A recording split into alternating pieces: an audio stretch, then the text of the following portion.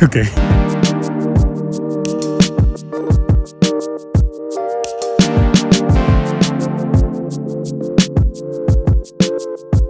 Welcome back, my little subscribers. Today I'm gonna give you my quick impressions of the WEEBILL-S. So I've had gimbals before.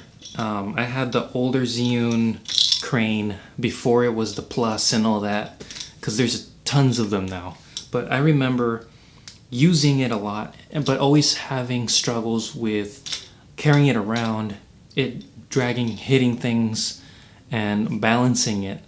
And I feel like our gimbal industry has improved so much over the last years that we now have answers for a lot of those issues. And so I wanted to go ahead and try the WEEBILL-S and compare that to my experience with the gimbal from about 2 years ago, which is a long time because things come out all the time.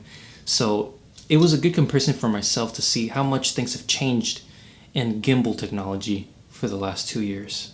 So first thing to note, I really enjoy how compact this thing is. I mean, just the fact that all these arms lock into place, it makes it so easy to carry around and just put in a backpack and not have to worry about this dangling and hitting things, because that's one of the issues I used to have with my older gimbal. This piece where you mount the camera would just hit stuff, and there was no real practical way of putting it away unless I put it back in its original packaging that had the molds where you place it. So I really am a fan of this design, and look how small and compact it is. This folds up and it's really easy to carry, and I think it's less intimidating to have on the street when people look at it. I mean, the other gimbals just feel so much bigger than, they don't necessarily need to be that huge. So next point, I really like that they included two 1/4 thread screws at each of the ends, because it really changes the way that you use your gimbal. I mean, if you put it this way, it's gonna work like my old gimbal or like the first gimbals where it's just one long pole to hold on to. But now with the flexibility of adding it here on the top, it really makes a difference when you're shooting low angle or even walking around. It's just a more stable position to hold it even one-handed like this, which is how I've been shooting it. And I love the lock feature here. That way it doesn't come off by accident and you drop it. So I've been using this in this way, screwed to the top. I'm using the Sony mirrorless full frame cameras, and I haven't tried anything heavy yet, like a Sigma 24-70 or anything like that.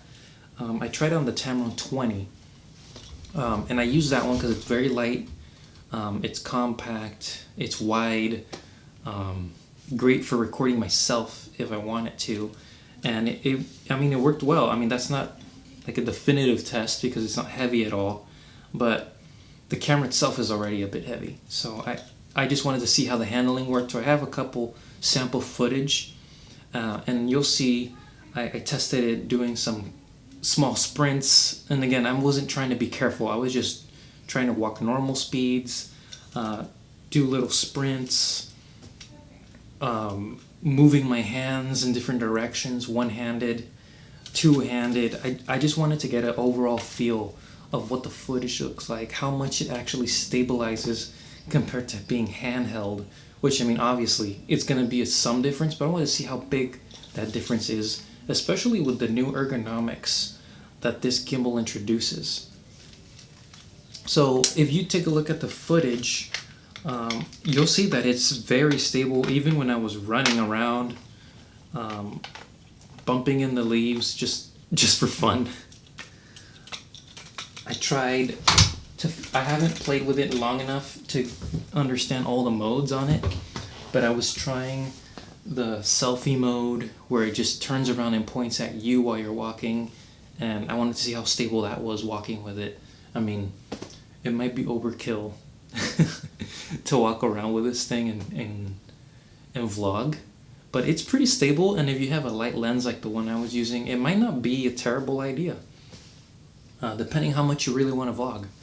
But for video production, I am definitely going to make more videos on this to show off the capabilities of this stabilizer and the ergonomics, the freedom that gives you.